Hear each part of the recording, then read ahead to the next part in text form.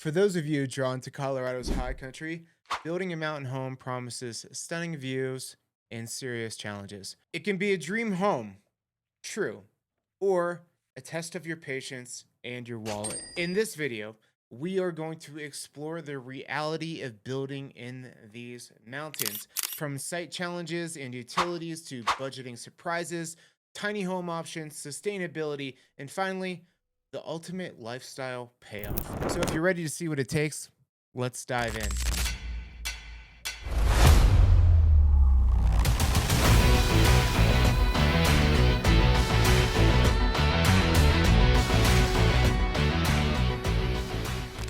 Building on a mountain is nothing like building in a suburban lot. Your site itself will likely be rugged. Steep slopes, loose, rocky soil, uneven terrain, these are the norm. You might even need to blast through granite to lay the foundation, which can send the costs and timelines climbing. The Rockies got their name for a reason, so expect digging footers or a basement to take longer and cost more than usual. Just the access can be another headache. Is there existing road or driveway to your land? If not, you have to create one. Many counties up here won't even let you start the build until you have a driveway permit so that they can ensure in the instance of an emergency they can get emergency crews up to you. Picture hauling concrete and lumber up a narrow switchback road. Sometimes concrete trucks, they have to come from more than an hour away to reach these remote sites, and delivering materials from like 8 to 10,000 feet of elevation. That is an adventure and a fuel bill of own accord. Then there's weather and climate. High altitude means a shorter building season. So you can get snow surprising you in early fall or even late spring.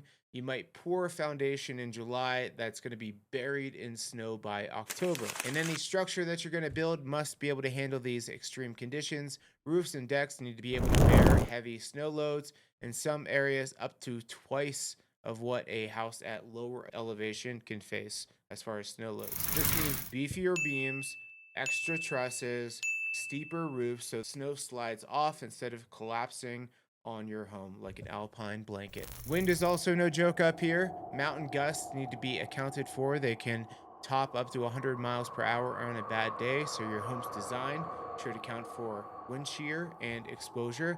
And let's not forget wildfire risk. Many Colorado mountain counties require defensible space around the home. This means clearing trees and brush in a radius to protect against wildfires.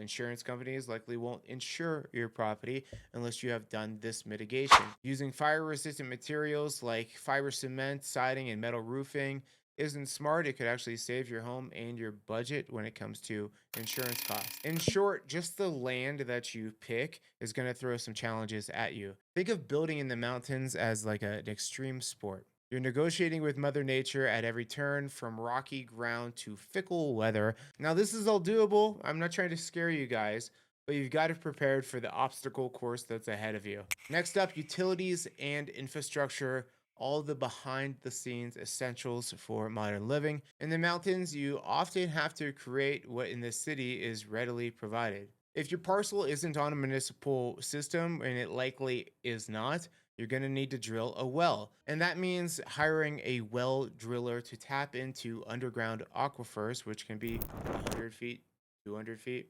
300, 500, 1,000 feet down.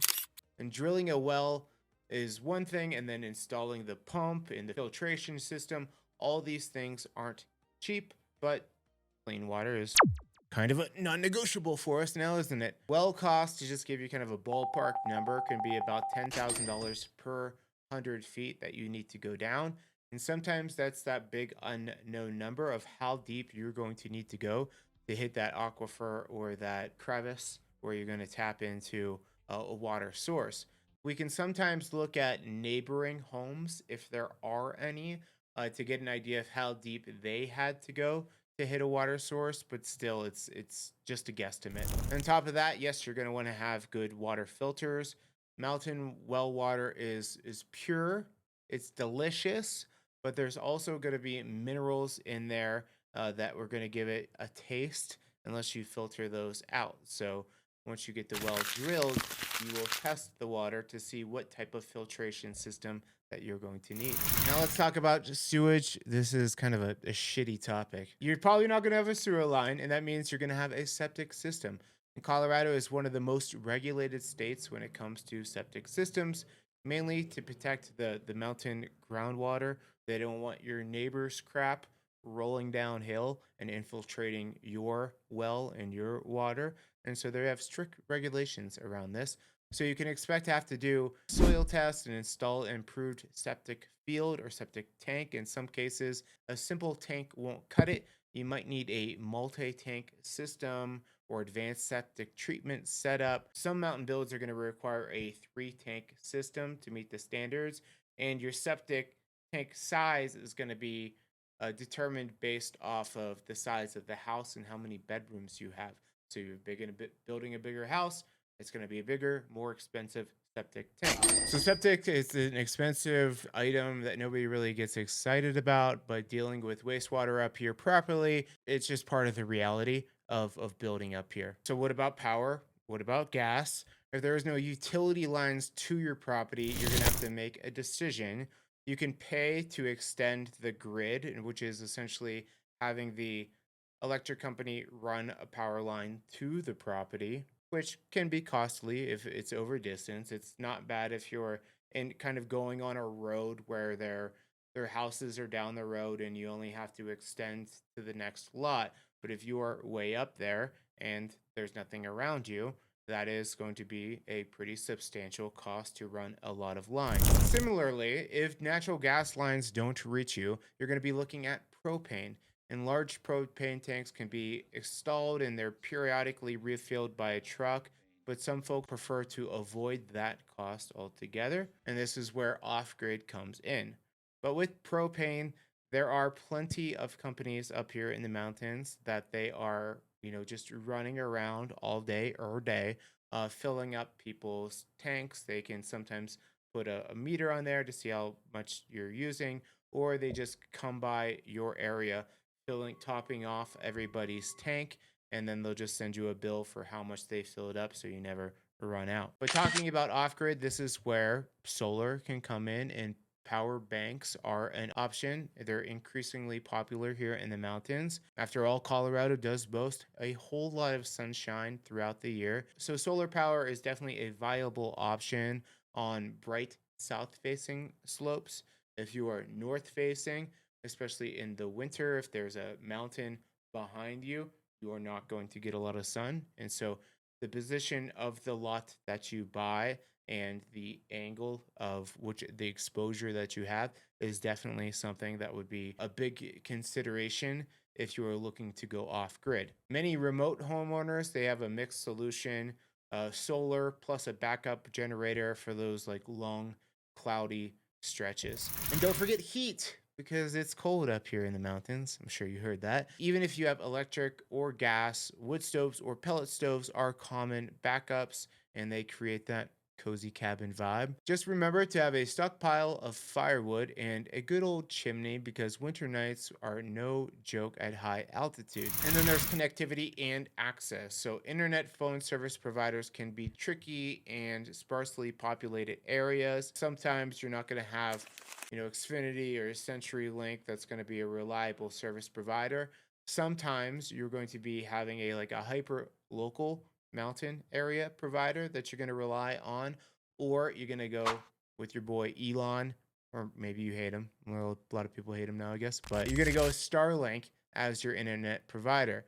It might not be a gigabit of fiber, so plan ahead if you're planning to work from home where you got like 8 kiddos and you stream a lot. Finally, let's consider physical access, driveways, and roads. If you're looking online, especially if you're not in the area, you're going to see these awesome lots for sale for like 40,000 to 80,000 for a few acres. And you're like, this is unbelievable.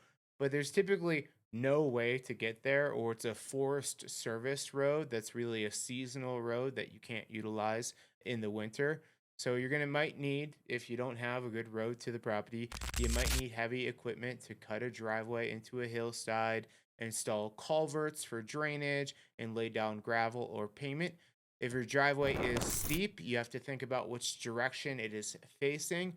North facing driveway is going to hold ice in the snow for the reason I spoke about earlier, that the sun is going to be back behind. I don't know what this angle is, but this is the hill. This is your house, and the sun is going to be back here in the winter. And so, if you're on the north facing side, you're not going to get that beautiful Colorado sun that is going to be hitting your driveway. And so, it'll be holding ice much longer compared to something that has southern exposure. If the property is very steep, you're going to have to do a bunch of switchbacks. And sometimes at the end of each switchback, you're going to have plenty of room for emergency vehicles to be able to turn. So, even though your little Miata can get up there, you have to actually make it larger and wider for emergency vehicles. So, the translation, you could be snowed in more often if you're in the shade.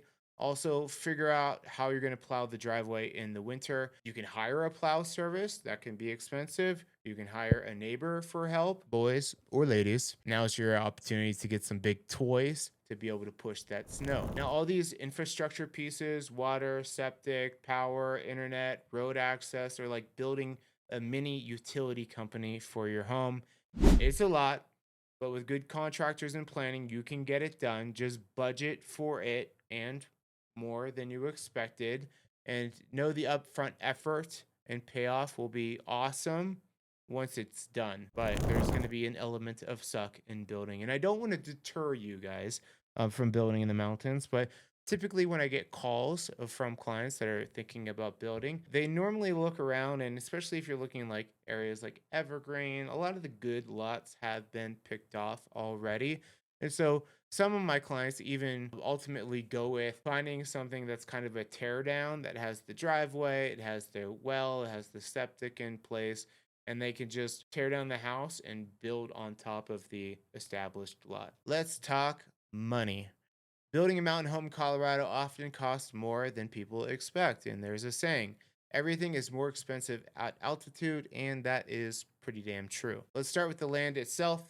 A gorgeous mountaintop with a view will cost a premium compared to a piece of land in the plains. In hot resort areas like Aspen or Summit County, land can run into the hundreds of thousands of dollars or even millions for just a few acres. In more remote counties like Teller, Gilpin, Clear Creek, you can find more affordable land, tens of thousands of dollars for an acre, but it'll also come with no utilities, meaning you're spending your money and your savings on bringing water, power, etc. And a lot of these parcels over here that look like they're a great deal with the great views, it's that access element that is really like the finicky part. So a lot of times when my people reach out asking about a piece of land, I say, hey, like, just go drive by it first. I'm not trying to be lazy and not go out there with you. But a lot of the times, if it looks too good to be true, the access there can make it a no go. But if you drive up there and the lot looks good, cool. Let's then next dig into the county regulations to get a good feel for if, for what you're trying to do with the land, if that's first allowed before we take any steps further. Now let's talk about construction. You got the land. Now we're going to build on it. Even a standard Colorado build isn't cheap these days. Average construction cost here start around $400 per square foot for a typical home, and that's an average. If you're building on a difficult mountain site or doing a lot of custom work, 500 plus per square foot is very possible. High-end custom homes in fancy areas like Aspen, Telluride can be thousands per square foot or more. So a 2,000 square foot home might easily be 800K to $1 million to build, and that's before you've put any furnishings into it. And the reason for this cost is mountain logistics add cost. Remember the site challenges and the utility challenges, blasting rock, hauling materials over the long distances, drilling wells, off-grid power systems, it all adds up. Labor costs are higher too in the mountains because cost of living is higher in the mountains, and sometimes with the shortage of skilled workers up here, they have to pay their contractors to commute up here regularly. So whether they're up here or they're coming up here to help build your house, there's going to be added cost to that. Even basics like concrete costs can be more. If the nearest concrete plant is far, You're going to be paying the drivers not only for the delivery, but the extra hours for them to get there and back. Then factor in time. Building in the mountains can take longer, like I mentioned at the beginning of the video. Weather delays, shorter seasons, challenging logistics, surprises. There's always surprises, and time is money, and that's relevant with building as well. A longer build time potentially means more months of constructions and construction loan interest if that's where you're going, or the rent if you're currently renting as you wait for this home to be built. And let's not forget the government getting their mitts on there too. You're going to get permits, engineering, fees. Mountain counties are going to require detailed engineering plans for things like your foundation, your septic, your driveway grade. Permits can be 1 to 2% of the construction cost, and that's thousands of dollars. And if you need special variances or studies for like environmental impact, geotechnical soil studies, these can cost a lot of extra money too. All important stuff. You want to be safe. You want a good house, legal house, but you need to know you need to budget for this up front. So, how do you handle these costs? Just basically plan for overruns. It's wise to pad that budget with 10 to 15% of contingencies. Unexpected things come up. Maybe you hit uncharted spring water, and that sounds cool, but not really if you have to now add extra drainage, or material prices jump up, or you decide to have an upgrade to a metal roof mid project. A contingency is your safety net, so those surprises don't derail the whole project. It doesn't happen that often, but every now and then you see a project that was bailed on because people got in over their head. In putting this video together, I was like, this sounds like a whole lot of doom and gloom to my viewers. And I know it sounds daunting, but it is doable with a solid plan. Lots of people successfully build their dream homes up in these mountains. It's just not for the faint of heart. And working with a great team, a great real estate team like the Moxie Property Group, that is what we do. We can't help you with all the engineering. We ain't that smart. We're a bunch of realtors over here. But helping you identify the right piece of land and knowing what type of things are going to be required from the county will help you make good decisions. Don't get your expectations up too high before you go too far down the road of planning. So once you do find, property, we're going to have you talk to local builders about the cost for this specific area. Cost can vary between Jefferson to Summit County, and be ready to prioritize because you might not get everything on your wish list if the budget gets tight. Maybe you choose a simpler design or finish some rooms later on once you have more funds coming in. One more thing, financing. If you need a construction loan, banks will closely look at these higher costs. They often require a bigger down payment for a mountain build. They know the risks, the weather, the cost, the overruns, everything like that, and want to assure that you have skin in the game. And this is something, again, we can help you out with discussing with a lender familiar with Colorado projects. To sum up, budgeting, expect higher costs and have a cushion. This is really what I'm trying to explain to you. Building at altitude comes with altitude adjusted prices. As long as you plan for it, you can avoid the nightmare scenario of running out of money halfway through a project, which, like I mentioned, I've seen it. It looks kind of sad, but it can happen. And when in doubt, consult professionals or neighbors who have done it. Their insight on actual costs are pretty invaluable. Now, what if after hearing these costs, you're thinking of scaling down? Perhaps a tiny home or small cabin where you can be your mountain getaway, little paradise without huge price tag. It's a great thought. It can work, but there are some caveats. I get this call probably more often than I'd like because I have to explain to people it's just not that easy. Tiny homes have gained a lot of popularity, and Colorado is warming up to them. There has been recent legislation, House Bill 22-1242 in 2022. It allows factory-built homes under 400 square feet. They're legally recognized as permanent dwellings in many Colorado counties. It's like Park County and El Paso County. These have embraced these rules, making it easier to live in a tiny home full time. So yes, your 400 square foot mountain micro cabin can be a legal residence, just not a shed or an RV. The obvious advantage of a tiny home is it's tiny. Fewer materials, labor costs should be lower the cost, and indeed infrastructure and everything like that is cheaper. You might also be able to tuck the tiny home on a smaller piece of land with less grading or impact. Some mountain folks start with a tiny home as they like a base camp so they can live on site while they're building a larger house over the years. It's more of a flexible approach, but there are rules around this. But just know that tiny living does not automatically solve your mountain challenges. It just changes the scale of things. You still need the land, and the land cost doesn't shrink just based on the type of home that you're going to put on it. I want you to note that while tiny homes are welcome in counties like Park and El Paso, your high infrastructure costs still apply. You still have to drill a well, and that well is going to be the cost of same cost as a McMansion. Same goes for your septic. You're going to be able to go for a smaller septic system on a tiny home, but those savings aren't really proportional to the size of the house. In some cases, people in tiny homes use cisterns for water. Basically, they have a truck come and deliver water to the property, or composting toilets to avoid septic systems. But those are a lifestyle for sure, and you definitely need special county permissions to have those. Zoning is another consideration. Each county is going to have different rules on minimum house size and a distinction whether a tiny home on wheels is considered an RV or a dwelling.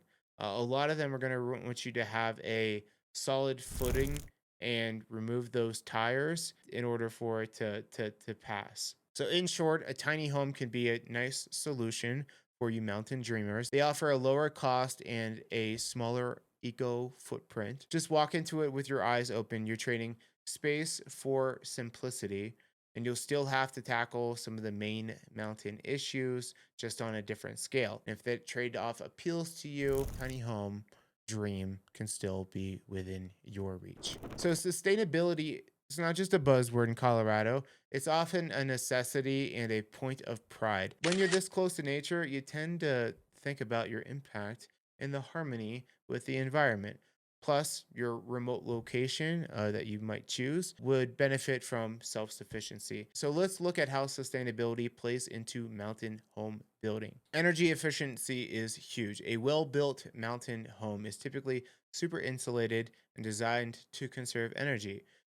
Remember, I talked about those brutal winters? Well, builders up here aim for very high R values in walls and roofs. We're talking thick insulation, high performance windows, tight construction that keeps the heat in. Many mountain homes strive for a net zero energy or close to it, generating as much energy as they consume. Solar panels are common because, as I mentioned, Colorado, we get a ton of sunshine. If your home is positioned right with good southern exposure, and you invest in a solar array, you can produce a lot of your electricity on site. Heating systems are often high efficiency as well. Think modern wood stoves, geothermal heat pumps, or radiant floor heating. My favorite type of heating because it keeps those toesies nice and warm. I got cold phalanges. And when you generate power through solar, storing it in battery systems like the Tesla Powerwall or others, can keep you running when the grid goes down, which is nice because if we're getting huge windstorm and they're afraid of telephone poles going down and sparking the forest on fire, they'll just cut the power. So it would be nice to have a battery storage for when that happens. Site planning for sustainability means working with the land instead of clear cutting the entire lot. Smart home builders carefully nestle the home where it disturbs the least while also keeping enough of a fire mitigation to prevent fire. To wrap this up, building green in the mountains isn't just about being altruistic to the planet, it actually makes your home more resilient. With a tight, energy efficient house, you'll be warmer in the winter and spend less fuel. With solar and batteries, the lights will stay on when others go dark. With smart use of water, you won't overtax your well. It's a win win. Good for you and good for the Colorado's beautiful wilderness. So, after all the planning, sweating, budgeting, building, what's the payoff? Why the hell would you do all of that, right? Why do people go through this terrible trouble to live on the mountainside? Well, because once you finish and you settle in, it hits you. Everything that they tell you about living in the mountains, it's lighter, you feel better, you feel less anxiety, less FOMO, all that rings true. Morning coffee on your deck when the sun is just peeking over a distant ridge. Afternoon hikes from your back door with no trailhead or parking needed. Nights where the stars are bussing and your neck's just aching from looking up. The lifestyle that you get in return is something that the money can't quite measure. I am a believer. I was a city boy pretty much my whole life until I moved up to the mountains a few years ago, and I ain't going back. I'm out of the city. I love it. Many people who build in the mountains say the challenges eventually fade into the memory and they replace those with just the freaking joy of living up here. Once you spend the first holiday season in your new home, watching the snow just gently fall outside while you're curled up by the fire, you'll be like, worth it. Those stressful months of construction turn into funny stories you're going to tell your friends. Remember the time that truck got stuck in the mud and we had to tow it out with the neighbor's tractor? That probably frustrated you in the moment, but later it'll be a part of your legend of your home. And there's also a profound sense of accomplishment and peace. You didn't take the easy road, but you ended up exactly where you wanted to be. Isn't that nice? Instead of hearing traffic, you're going to hear the wind, the pines, the elk. Instead of streetlights, you're going to have billions of stars. Your neighbors are going to be the deer and the elk, maybe a bear just coming up, just nibbling. And it's definitely a lifestyle connection. You're going to feel more connected to nature, to the weather, to the seasons. Tight knit mountain communities are definitely a thing here. You'll really get to know your neighbors when like the weather turns bad and everybody pops their heads out just to make sure everyone else is okay. So, mountain dream, mountain nightmare. In the end, it's a bit of both. But the dream is what lasts. And the consensus from those who have done it, and waking up every day with a beautiful mountain view, living a little bit wild up here in the mountain, it's absolutely worth it. And the hardships, they kind of go along the way. And if you guys are looking to get started and find that perfect property to create your build, that is what our team does, the Moxie Property Group at EXP Realty. We run these mountains up here and we are happy to help you get started in that journey, whether finding an existing home and tearing it down or finding a piece of raw land and just starting from the ground up. We're here to help. So give us a call, shoot us a text, send us an email, scroll by a fence. And if you found this little journey insightful, please give me a thumbs up in the video and consider subscribing because I'm here to take you through the highs and lows of Colorado living. Other than that, I appreciate you guys. Love you. Have a good one. I'll see you on the next one.